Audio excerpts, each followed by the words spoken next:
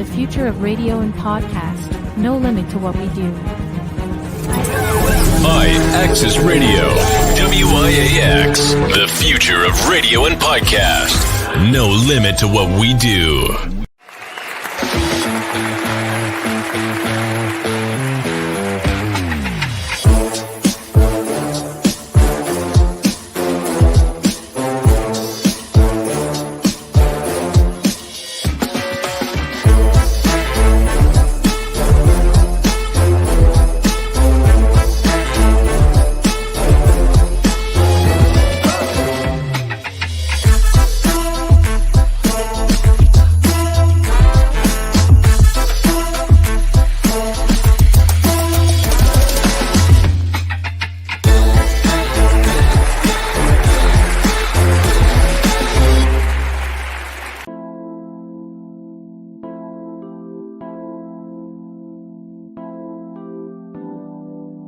Phoenix, soul,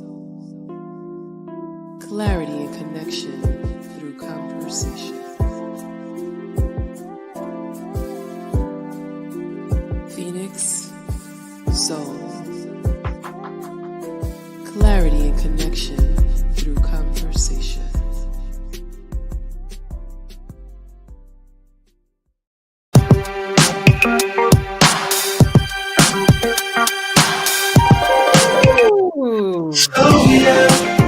Like I told you, I go to war for you, girl. I'll be your soldier. All right. Welcome to Phoenix Soul Podcast. I am Yaz HURSTON, and thanks for joining us where there's clarity and connection through conversation. And you're listening to us on iAccess Radio, the future of podcasts and radio. I don't know if I always get that right, but it's all love. Big Al's in the building.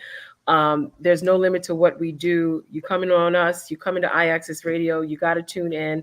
Shows all week, performing live, great talent, great interviews, great people. If you want to give us a call, though, throughout this interview, because I think you really enjoyed it, we're Phoenix Soul, and you can call us anytime during the interview at 347-708-0216.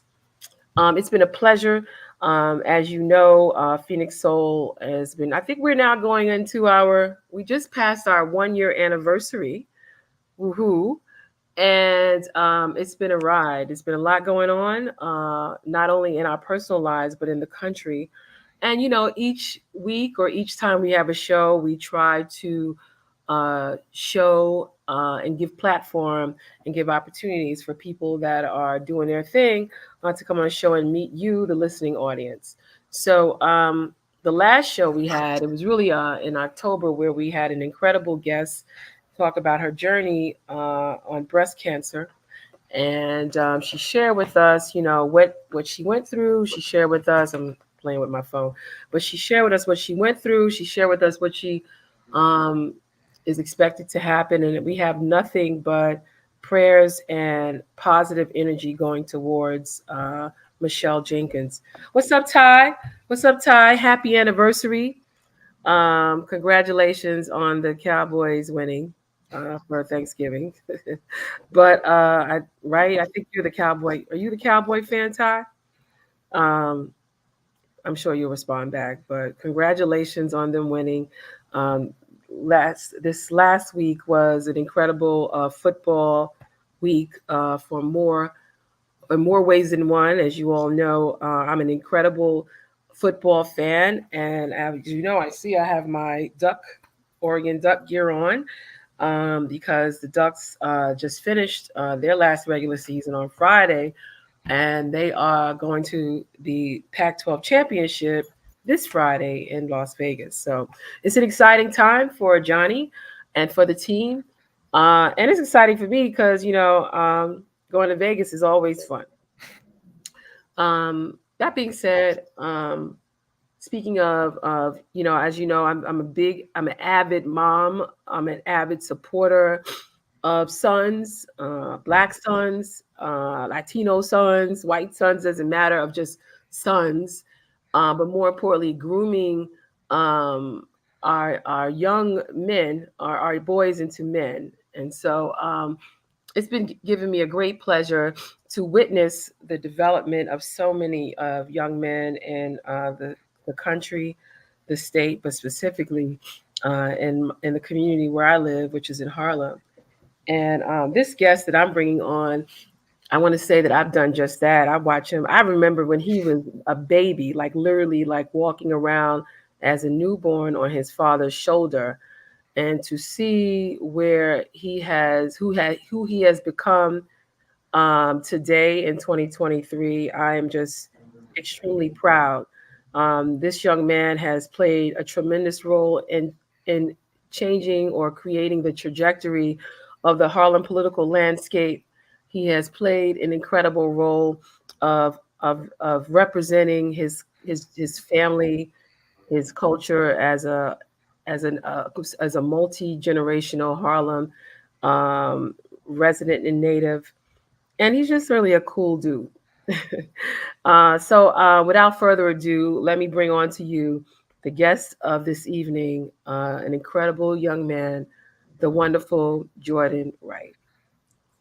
Thank you. Thank you so much, Yasmin, for that wonderful introduction. I'm honored to be here. Happy to be here.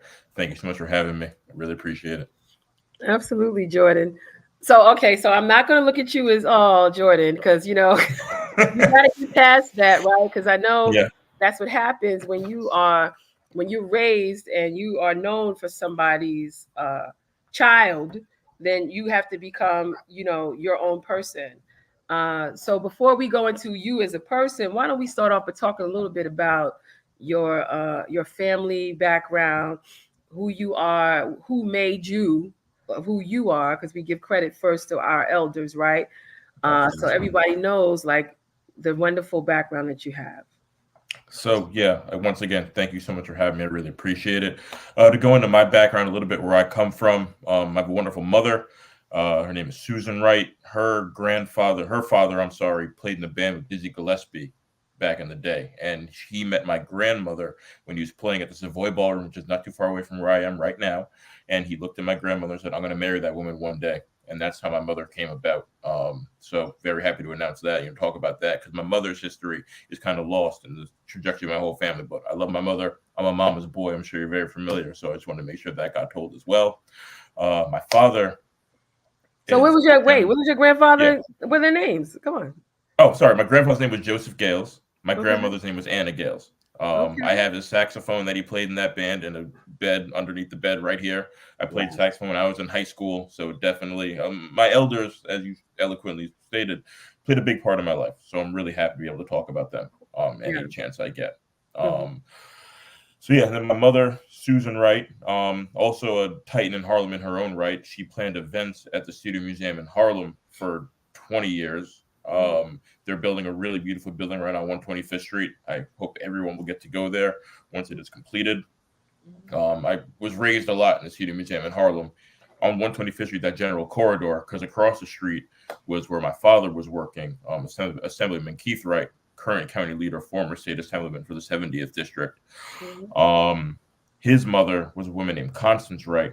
And a lot of time when I walk around Harlem, people will stop me in the street. And more often than not, they'll look at me and they'll say, your grandmother changed my life. Because my grandmother was the assistant principal at PS 197, the John B. Rushroom School. She was the assistant principal, the math supervisor. People will tell me from, Lenox Terrace, Riverton, Lincoln, that whole corridor, your grandmother changed my life. I wouldn't be right here right now if it wasn't for her. When she was alive, I'd take her to the bank. We'd be going to doctor's appointments. People would stop her and say, Miss Wright, thank you. So that always meant a lot to me. Yes. My grandfather, titan in his own right, Judge Bruce Wright, cut him loose Bruce, titan for the Eighth Amendment in this community. And as I talk to people, and I could go into any number of stories, but I'll just tell one about him and kind of how his impact is so worldly. My sociology professor in college came up to me one day and said, where are you from? I said, I'm from Harlem. What's your last name? Wright. Are you related to Judge Bruce Wright? I said, absolutely. She stopped everything. Whatever lesson plan she had that day, she scrapped it and just talked about my grandfather the whole time. Wow. It was crazy. And, this is in front of the whole class? In front of the entire class. Wow. Gave my grandfather 45 minutes. Wow. Okay. And so after that, that was just a moment when I was, my formative years. I was 20 years old thereabout, and that was really important to me to understand that and make sure other people got to understand that too. It was really cool. So then my father, Assemblyman Keith Wright, known in this community, obviously, assemblyman for most of my life, I believe, until I was 24 years old. Back and forth to Albany a lot of the time, but he was always present, always dead. So always meant a lot to me. I could go on about the stuff he did, Domestic Workers Bill of Rights, any number of, just great things that he did in the assembly that were going to impact Harlem and the state of New York for decades to come, 2 and 3 generations down the road. Mm-hmm. And I know you used to work with my father in many different capacities, so I remember you guys. I remember when I was just some background, when I was in college, I was at CCNY. I was an intern. My first intern job was with Assemblyman Keith Wright, and that was in 19-something, 1990 something. But when you was born, so it was around Absolutely. the time. No. I won't expose everything. Walk around with you on his shoulder, on his shoulder, and he'd have the blanket on his shoulder, and then he'd just walk around holding you all the time. And Lord have mercy, look what we got here from that. And and throughout the whole time period, we just watch you. We watch you in college, and we watch you when you came out. And I will say this, that it's refreshing, because sometimes in Harlem, and I would say many people who have public officials, we don't usually show our kids. We usually don't make our kids available. We don't usually let people meet them and see them as a person, and it's rare that we do that. I know that your dad and maybe David Patterson were benefits of that. They were that, right? Because their parents were, somewhat, they were, like you said, titans in the community. But the next generation, it's rare that you see those kids. I like to say that some of us are doing it more now than others. But when I saw your picture on your cover of the City and State, you were being honored. What were you being honored for? 40 under 40? Yeah, it was the 40 New York City's 40 under 40. I was incredibly honored to grace the cover of that magazine. Thank you, City and State. All those folks over there meant a lot to me.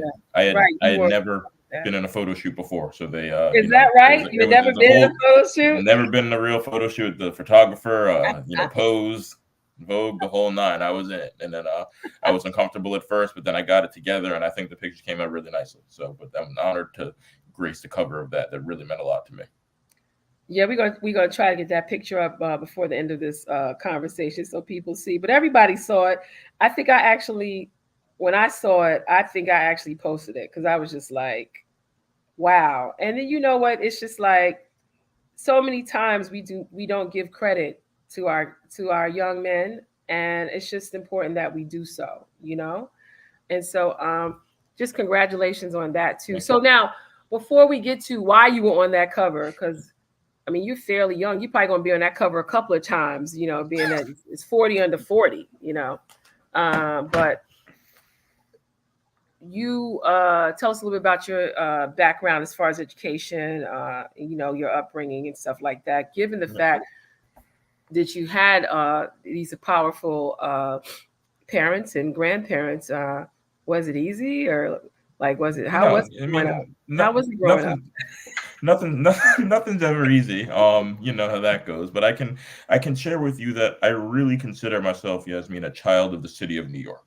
I went to upper school, middle school, lower and middle school on the Upper West Side, and then I went to high school downtown. Spent a lot of time on the East Side, a lot of friends over there, and obviously grew up, born and raised in Harlem. My parents did a very good job of, no matter where I went to school, my extracurricular activities were largely in Harlem.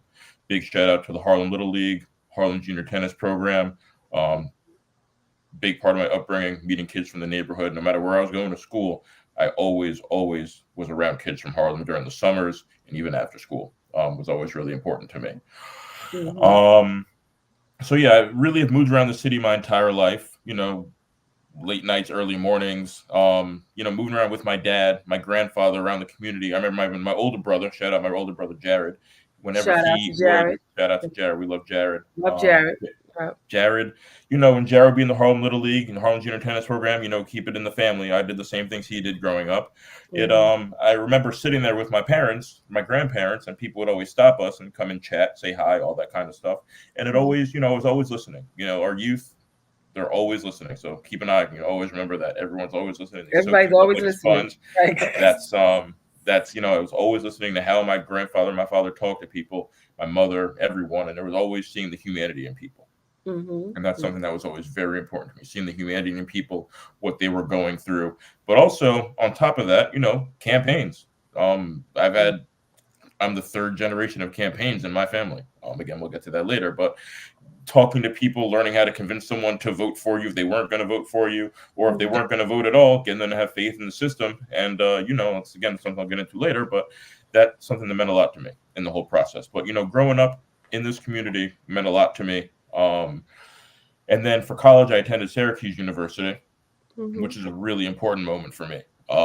That was, really great to be able to go there. Shout out to San Penn Seal, really Black Syracuse, Harlem family, tennis, Harlem Junior Tennis, all that stuff. Really helped me out later in life. One story I'll tell, just kind of to give a... Yeah, go ahead. Yeah. Just to give just to Harlem, how deep it runs and everything like that. I was in college. I went abroad. I went to London. My grandfather, Bruce Wright, spent a lot of time in Paris. So when I went to London, I told my grandmother, hey, I want to go away. I want to go to London. I want to go to Paris. And originally, I guess I'm going to rewind a little bit. She had told me, you're going to CCNY. You're not leaving the block. You're not leaving the corner. Sorry, I'm paying for it. You have no choice. So I said, all right, we'll see.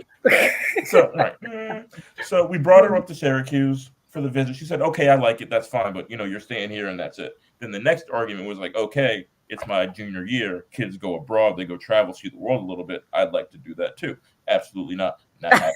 Something bad's going to happen. And I said, well, that's a grandma. That's mom. I'm going to get there. So fine. Okay. You can go, whatever. That's it. Don't ask me anything else. Do your little 6 to 8 weeks. Have fun. All right, cool. Thank you. I appreciate it.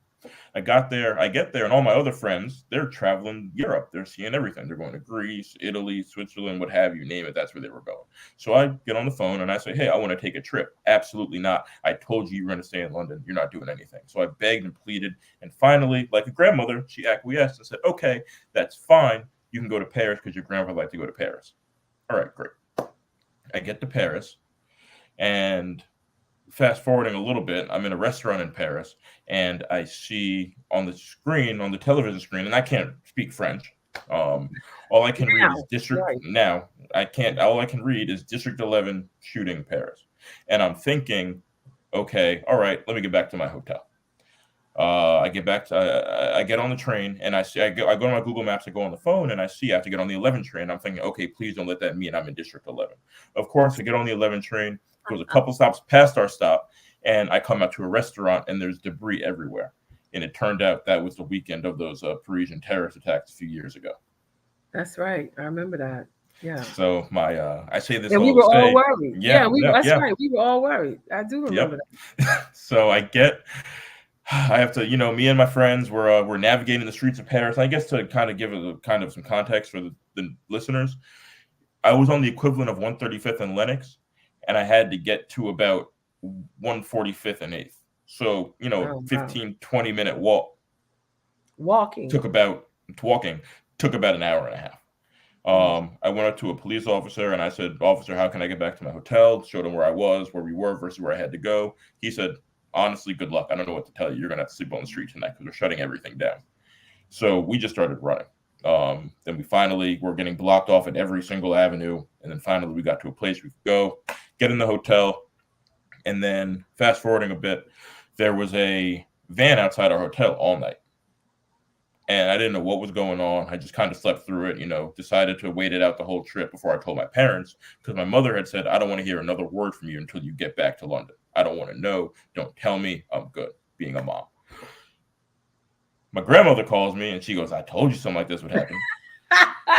Can we not do I told you so already? Like, I said, okay, cool. Fine. Whatever. You win. Let me just get back home safely. I get back to London. I call my mother and I say, Mom, I didn't want to tell you about this, but there was this black van outside the hotel the whole time. I was really scared about it. And then I was walking to my hotel. As I'm walking out of the hotel, as I'm coming back to London, this guy comes out the van, looks me up and down, gets back in. I'm like, this is creepy, but I'm going to move on. I tell my mother about this incident. She starts cracking up laughing. Can't stop. I'm like, this is not funny. Like, I've been through something. Yeah. My father had called Congressman Rangel. Shout out Congressman Rangel. American Embassy was out there looking after me the whole time. I was safe, and I didn't even know. Oh, my God. Looking after the next generation, something that they've always done. So, this is just always, in Harlem, and I appreciate that. I always have. So I wanted to share that. That's how I came up. Always had my back covered. Always had people looking out for me. And no matter where I was in the world, I was taken care of. Yeah, I remember that time we came to Syracuse and we was playing a game and you came. I was about to get it. I was about to get to that. I got a phone call from you, and you said, my son is playing at Nottingham High School. What are you doing? I think it was a Sunday morning. I had gone out the night before. I said, it's like 8 o'clock. Game started early, as those things do. You called me and you said, I'm at Nottingham High School. I said, okay, I guess I'm going too. I rolled out of bed, put on some clothes. I watched Johnny do his thing. And that's Harlem, and that's what we do. That's what we do. We support. And I'm happy to see that Johnny's doing what he's doing today. And I'm looking forward to, I'm upset I couldn't get out there to see him because the campaign kind of got in the way. But I'm looking forward to doing whatever I can to get out there at some point to support my yeah, no doubt. We know the love was there, and people was all around. I mean, I think he felt it, so that was what's up. I don't know what's going on with my energy right now, but I'm here. It's I hope bright. everybody The screen is dark. Your energy is bright. It's all good. Okay, screen is. Do I need to make my screen lighter or something? If you can, that might help. It's just the lighting, I think, but it's okay. Okay, that's good to know. Thank you for that. But anyway, so let's get to the juicy part now. So you were in school, you got out. I mean, I don't know. What were your plans when you were in school? Like, what were you trying to be? I majored in psychology. I really didn't know what I wanted to be. Mm-hmm. I was going through a lot mentally. My father had ran for Congress, came up a couple of points short. I really didn't know what that meant for me in my life in the future, honestly, because I just knew that I worked hard on that campaign. That was kind of my first foray into the campaign lifestyle. But I came out of college and I wasn't sure what I wanted to do. I worked in PR. I started teaching. I really got into teaching. I actually really enjoyed that. And then in the process of teaching, I was coaching basketball, which I also really enjoyed. And then one day I get a phone call from a guy by the name of Kyle Ishmael and Razik Seabrook. Shout out to them, my big brothers. They were big shout out to them. They told me what are you doing? I said, I'm teaching. They said, okay, we need your help. I said, what do you guys want? What's up? You talk to me. What do you need? They said, we're general consultants for the Yusuf Salaam for City Council campaign, and we want you to be a part of it. We want you to manage the campaign. And I thought about it, I mulled it over, and I eventually remember hearing, and we can get into why I said this to myself later. Maybe you can talk about that. But I thought to myself, who am I to say no to this guy? Right. Everything he's been through. Who am I to be like, no. Right. Sometimes you get a higher calling, you got to step to it. So had you been, I know that you'd been with your dad and you've been dealing with, you talked about campaigns for the last 3 generations. What were you done with politics after your dad, or did you decide, what made you, was you okay, they called me back, every time I get out, they keep trying to they call me back in, what was the energy about politics after your dad's race? I think that it was something where I just wasn't sure what I wanted to do. I knew I wanted to try something else, because I've been doing politics. I was a park ranger, Riverbank State Park, my whole time when I was in college. Shout out to the guys at Riverbank, love those guys. They're all great. Yep.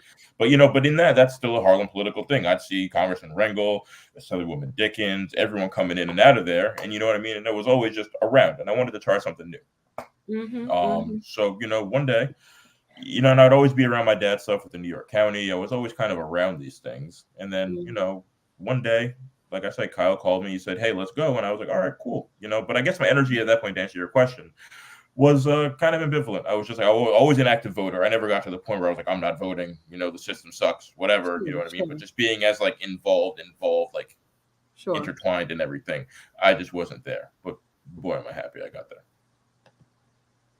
So I'm glad you got there too. Let me just say that.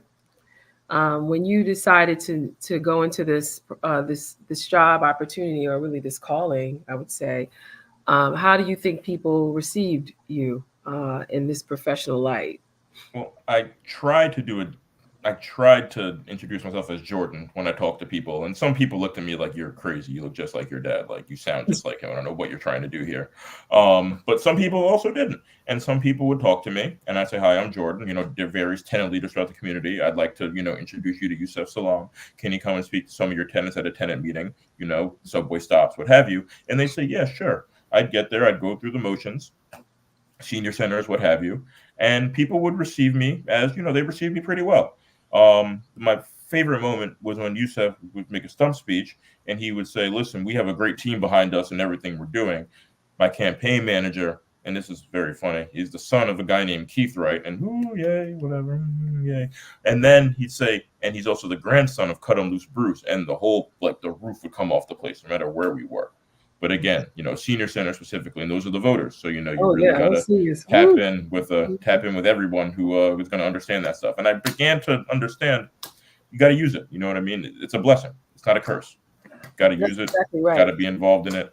And I'm happy to be a part of this, this legacy, this generation. But again, to answer your question, people were very receptive of me. And even when things came out, different articles that said who I was, what I was doing, cat got out of the bag, for lack of a better phrase, people were very receptive, or people were much harder on me. There was really kind of a scale. Really?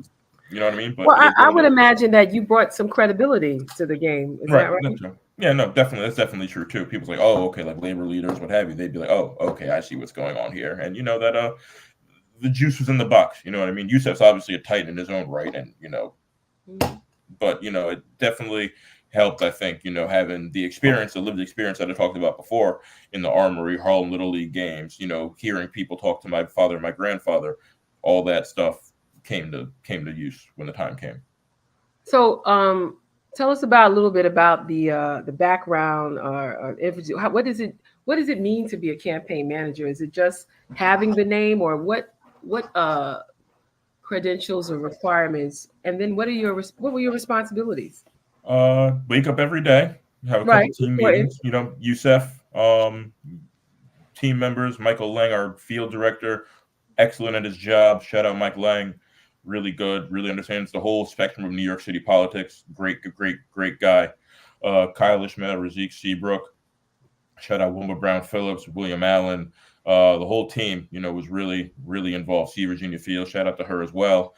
Everyone would be on meetings talking about different things, going through, everything that we needed to talk about during the day. So like I said, you wake up, have a team meeting, talk about who we were going to meet with that day, and you really got to target different voters, different areas. This is where Michael would tell me, okay, we have to go find people here because this is where they vote. I go find the people, talk to the tenant leader, talk to whoever the person was in that area, and we make it happen from there. So was there a strategy created initially, or was it just blind? The strategy was just to get the story out there, get people to understand who Yusef was. He was in the community and he was running for office.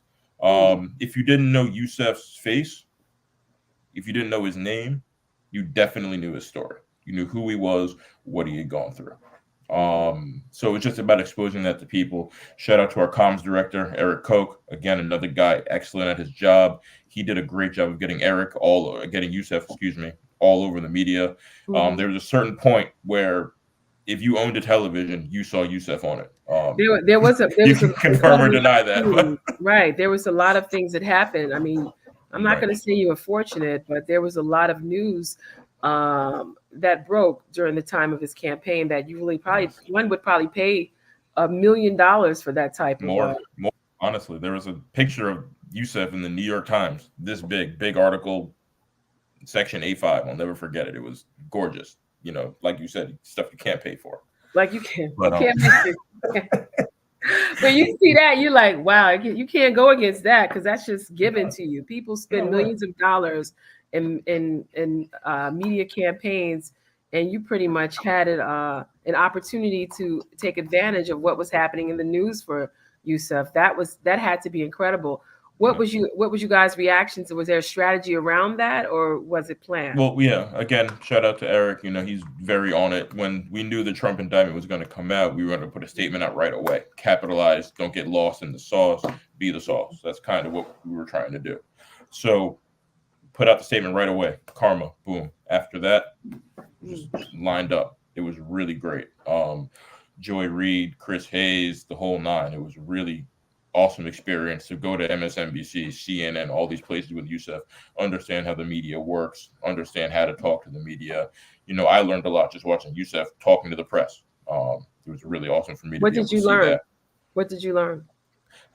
I learned that, you got to be able to talk about anything, no matter what it is. And your lived experience is just that. It's your experience. You have it. Use it to the fullest extent you can. Yusuf obviously has an incredible lived experience, he's an exonerated member of the Central Park Five. You can't teach what he's been through. No one would ever ask to go through what he's been through, but he hasn't let it slow him down. Shameless plug. He's better, not bitter for his experience. The title of his book. He is awesome. You know what I mean? He's never let anything get in his way or really discourage him. And I think that is really awesome. And I learned that, you can't let, one thing stop you. Life goes on. You really got to continue to live. You can, and you got to like reach back and pull something out. You got to be able to, do just that and use it and make sure everyone understands what you're saying and you're very clear about it. So there's a period in campaigns. Well, there's I think campaigns are breaking down into certain areas or certain like quarters, right? And so there's like a preliminary. Maybe you can elaborate a little bit more on it. Mm-hmm. But if you could talk about the different stages of your campaign, like, was there ever a time when you just knew you had it in the bag, or was there moments that you just continued? Like, how did you respond in each stage of your campaign? Right. So in the beginning, we did I guess it was about surveying who we were going to hire, stuff like that. So we did interviews, developed the team. And then it got to a point where it was like, okay, well, now we're going to announce the campaign. Even though it was kind of like fake announced 9,000 different times by 15 different people, we wanted to do it in our own regard, do it on our own accord. So we did an announcement at the old Harlem YMCA. Around I forget the exact address, but on 135th Street, across the street from the Fred Sam Club. Shout out to the Fred Sam Democratic Club family, instrumental in getting this done as well. You got a lot of shout outs, huh? No, yeah, I got a lot of. Listen, I did not do this on my own. You did not do this alone. That's what's incredible about you. Did not do this alone, Mm-hmm. and I would never act like I did. So we excuse me, we did an announcement. A lot of media there, a lot of press there. That was great. And then from there, I remember it kind of was a slow build. People either wanted to talk to Yusuf or they didn't want to talk to Yusuf. And if you didn't want to talk to Yusuf, that's fine. I'm not going to stop you, but I'm going to go around you to get to your people. You know what I mean? It is what it is, because your people, they're going to hear his story and they're going to feel something. Good, bad, or indifferent. It is what it is. So I guess the next step was just, targeting voters, talking to voters, getting Yusuf in front of people, getting in front of the right people. Making sure people knew who he was, understood his story. So train station, 7 o'clock before people went to work. Train stop in the evening when people came back from work. That 135th Street train station, that 2-3, that was our best friend. That's a very high voter population. So he stood outside the train for people's train stops. You're standing outside the train, handing out lit, saying hi, touching, meeting people. Why Talking to people, pressing the flesh. Why is it important to press the flesh in this type of process? It's really important to be in front of people, show people that you're not a robot. You're not just some guy behind a big screen. You're a human. You're a person. You're there to listen, end of the day. So senior centers, subway stops, shaking hands, talking to people, letting people know you're there. Mail is also very important. You want to talk to each voter about 7 times. That's really kind of what, something you want to do. Yes. People got to see you 7 times. You know what I mean? That's the kind of the number. People see you 7 times and they'll register. Oh, you're running. I see your name on the ballot. Check. There we go. That's important to say. People don't realize they think if you just, I was there one time, that was it. Like you gotta make a dent in people's memory, right? And so him being out there 135th Street, I guess that was critical because that made the dent. When you got down to I think there was one point there was some folks were in the race and out the race. The present Right. city council. So tell us about that. So yeah, that's a kind of a story, a day in its own right. Woke up one day, early morning. The incumbent had dropped out the race. Said she wasn't running again, wasn't going to seek re-election, but her name was on the ballot still. Hmm. And at that point, became very interesting because the tagline was, Yousef's running against 3 incumbents. Shout out Assemblywoman Inez Dickens, former city council member. We love Inez; she's great. Shout out Al Taylor, also known Al a long time. Took care of my grandma a lot because his office is in Esplanade. My grandma grew up in Esplanade. Also, shout out my Uncle Jeff, Supreme Court Justice in New York. Another important person in my life. And then you had Kristen. Kristen dropped out. It became Yousef against 2 incumbents. And then the tagline becomes, you can vote for me and keep Inez and Al in their seats. You have the 18. You have all 3 of us. You don't have to pick and choose. You can have the 3 of us in office. And I thought that was a great idea because you can say, hey, stay where you are. We're good guys. We're bringing me in and we can all work together. And I thought that was a beautiful thing. It got to a certain point where, that line started to work. People started to stop us in the street and say, hey, I'm voting for you because, I want to have everybody. And then, we did a cross ranked choice voting we have in New York City. We did a cross endorsement with Yousef and Al Taylor. That was a really great moment. I think that was a really great use of the ranked choice voting system in the city of New York. That was really nice. That really showed you can come together. Even if you're running for election against someone, you can come together and you can really show like, hey, we're working together. We're trying our best to, make sure everyone is happy and comes to a, happy resolution at the end of the day. How was the relationship? These are clearly people that you've worked with. They've seen you grow up. How was that relationship, or how was that those interactions when you were in the campaign mode, speaking to the incumbents and to their staffers, whether it's campaign or a government? Yeah, I always liked it. Never got crazy. It never got insane. I never saw any of the other candidates and it was, don't talk to me. I don't know you. Who are you? Never happened. It was always a dap, hug, kiss, whatever. How's your mother? How's your father? How's it going for you? How do you feel? It was really nice. It was really nice. And I really always appreciated that, that it never got, in person, got nasty. Debates were always very cordial. Cameras went off. We were all hugging, dapping each other up and all that kind of stuff. That was always really cool. It's very it's a very proud moment in Harlem when you can see that. I've seen campaigns that weren't like that. I've been a part of it. Right in Harlem. I've seen that plenty of times. Story for another podcast. I need to be interviewed for that, right? But I think I'm just saying that that's just incredible, and I think it's many people have said to me where I don't know why I feel like I'm a right now. I'm sorry for the darkness, guests, my audience. I feel like I'm one of those folks that don't want to be interrogated publicly. They have background, so I'm sure we'll get this fixed. It's my computer. Okay. But I'm just saying this to say that it was a proud moment because it just felt like the future of Harlem is going to be all right. It's like you have so many people that may come into different communities and decide they want to run because they want to change things up. Things are not working. They want to chop it up, but they don't have respect for the history. They don't have respect for the work that was done. And it was just such a pleasure to know. I mean, we were good because we knew that you knew the history of, our community. And then we knew that you would not let it go astray, no matter who you were working for.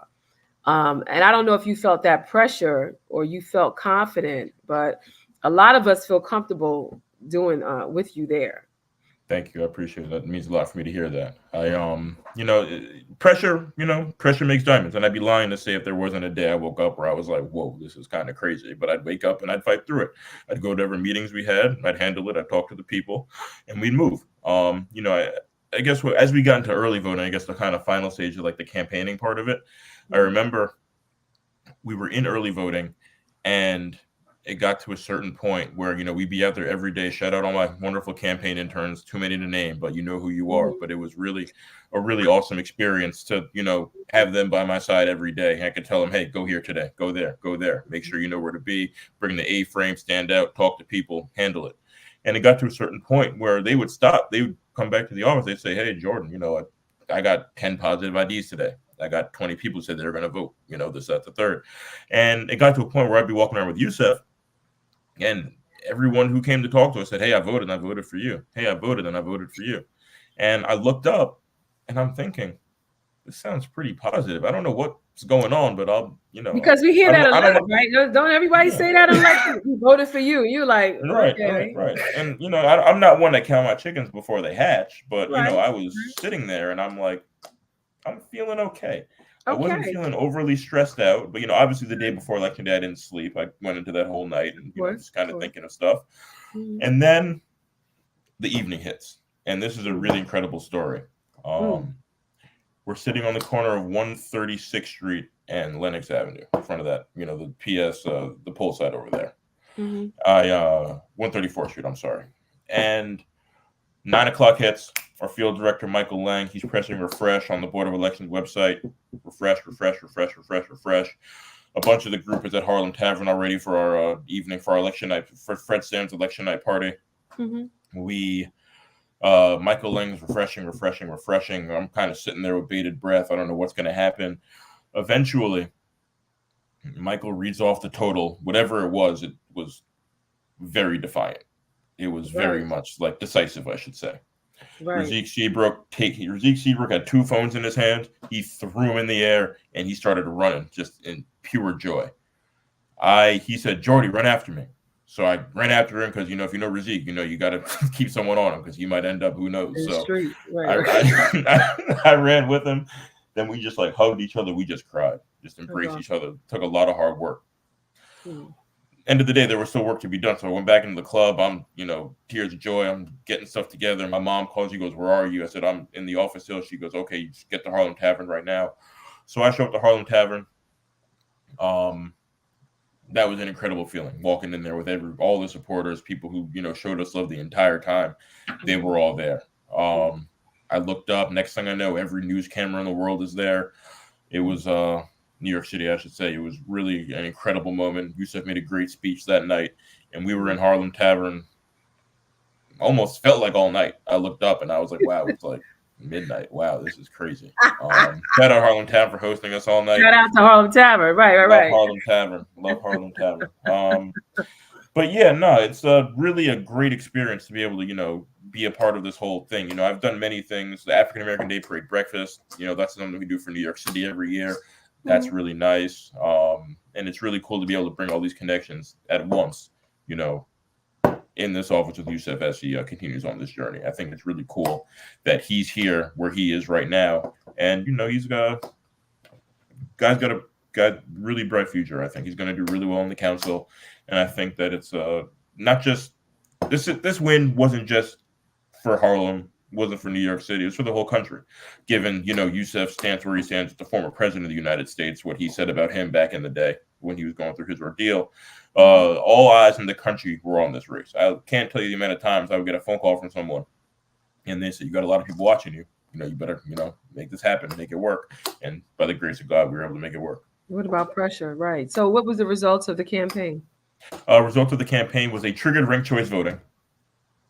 So it started off with, I think Yusef had 49.9% of the vote, somewhere in there. And then thereafter, it was, Inez Dickens, Al Taylor, Chris Richardson Jordan. And so what happens with ranked choice voting is, and I'm going to try my best to explain this. I'm sorry if I get it off a little bit. It's kind of complicated still. We're kind of working It's okay. We're all still trying to figure it out. So the last place person, so which in this case was Chris Richardson Jordan because she had dropped out of the race, her second place votes are then redistributed. Then enough of her votes were redistributed to Yusef to put him over the 50% plus one threshold, which gave Yusef a victory with about 60% of the vote, which in any election is incredible to have 60% of the vote. Especially for the first time running. Exactly. First time candidate. Right. Shout out my dad for having the vision to make this all happen from the beginning. Yep. You know, Mhm. and also another, I guess, funny story about this. I'm sitting the first days of the campaign. I'm sitting in my room doing interviews. What are you doing? Please don't imitate Interviewing. him. Okay, I won't. What are you doing? Uh, I am interviewing people. Interviewing people for what? Yusef Salam's campaign. What are you talking about? He then walks out, comes back in. What are you doing? I go, oh, I'm managing Yusef's campaign. He didn't know I had the job for the first 4 days I had. So, Oh, okay. So they brought you in. Yeah, Kyle and Rajiv really brought me in, not under my father's nose or anything, trying to be rude or Yeah, disrespectful. no. But they Just saw trying you for your right. exactly So make my own lane in did this. you learn any certain skills from now being campaign manager? Or can you take what you learned? I heard that you said you identified the relationships that were out there to connect them accordingly to make him more presentable, and I guess so he could be known. But like, was there any other technical skills that you were able to learn? Absolutely. I learned different like voter ID talents, how to, find out where voters were, who had voted where throughout, previous elections, using social media to find out who was talking about who, trying to target certain people that way. Again, another shout out to our team at DKC, Dan Cloris Communications. They were really awesome with, data, stuff like that, getting people, targeted ads on Instagram, so on and so forth. That was really good. People just really got to understand, who Yusef was through a number of different initiatives, through different technical skills that, I learned. Michael Lang was able to use his talents from his previous campaigns. It was really great understanding and knowing, kind of what to do early on in the process, having seen other campaigns, understanding that mail had to be sent out, understanding, fundraising also a very big deal. Trying to call who you can call to ask for money, who can give how much, who hasn't given, searching through the fundraising website, who has given to who hasn't been tapped yet, why haven't they been tapped yet? Will you donate to Yusef? Trust me, you understand that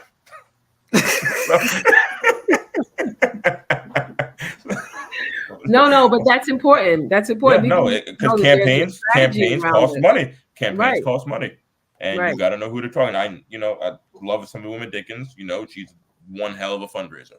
You know what I mean? We had to go through a bunch of different ways, different connections to kind of raise money. The New York City campaign finance system, immensely helpful in, getting us our money, with them, but that's good. You did you used matching funds. That was good. Exactly. No, exactly. That really, helped us get to a certain point. But our money came from many different places. New York City obviously helped out a lot, but Yusef would appear on national television and people would understand his message from across the country, and they would start getting involved. And it was really cool. The amount of emails exchanges that I had with people from across the country, even the world. They didn't give any money from around the world, but they wanted to let us know that they given their support in other ways through prayer and what, so on and so forth. But all across the country, people really wanted to get involved. And, and even I would post on my Instagram, I'm doing this is what we have going on. And people from my network who don't know anything about New York City politics, they would give money. Well, they would be supportive. They would hop on the phone. Phone banking is also a very important operation. Talking to voters, volunteers had no problem getting on the phone 3-4 hours every night, just making phone calls. That's awesome. Really, really powerful stuff. It's good to see people come out and a good plan comes together. And so it's really great that you were able to experience this as such as a time as this. And I would say early on in your life. Do you think that you'll be doing other campaigns in the future? I'm not sure. I wish I had a crystal ball to kind of tell where I'm at. I've definitely gotten phone calls asking me to do more, but I've kind of was on a pause. I just came back from vacation. I think right now my main goal. You look kind of tan. Were you somewhere hot? Were you? I was in Dominican Republic. Okay, thank you for sharing. I'll let it go. Okay. You look kind of relaxed and tan there. Okay. Feeling good. So so it's always good to have options, Jordan, and we're just glad that you have those options and that you are one of our own. And you really are. You really have done an excellent job in where you are right now. I'm sure we'll hear more about the success of Yusef Salam, but we really wanted to just take this opportunity to just highlight you and what it took for you to get to this point and how you were instrumental and the success of the campaign for Yusef Salam for city council. And, it's just showing that you are out and out, becoming the person that you need to be. Please give another shout out to your family, because you do stand on their shoulders. But more importantly, congratulations, man. Just congratulations. Thank you. And one more shout out, Miss Sharon Salam, Yusef's mother, who is an icon in the Harlem community. She was out there with us every single day, making sure people knew who HURSTON was. I'm sure she was. I love Sharon. Well aware. Love her to death. Absolutely. But okay, it just as we close, if there is a young person out there who is trying to make a decision about what they'd like to do in life, you apparently have gone through a couple of different stages, being a teacher, being a student as well, and then moving into politics. What advice would you give someone? Just follow your path. Don't, I'd be lying if I said it was always fun, sunshine and rainbows. You know what I mean? That's never, ever, ever the case. Just always stay on the right path and never get too high, and definitely never get too low. The low points aren't as low as you think, and the high points aren't as high as you think. You just want to stay the course and make sure that you're always, keeping your faith, always stay centered, really understand what you're going through, and really try to look at it from 100,000 feet. Because again, like I said, the highs are never that high and the lows are never that low. Excellent. Brothers and sisters, ladies and gentlemen, Jordan Wright. Thank you for coming. So much for having me. Thank you for coming, and we're going to be watching your success, and we will make sure we share as we see. Thank you again for joining us. Thank you. So there it is, brothers and sisters, Jordan Wright. We are at a close. Phoenix Soul, I don't know what happened to my lighting, but we're going to try to do better next week, I promise. So thanks again, Phoenix Soul, everybody. Clarity and connection through conversation, but more importantly, you stay true to yourself and be the best that you can be. Good to great. Have a good night.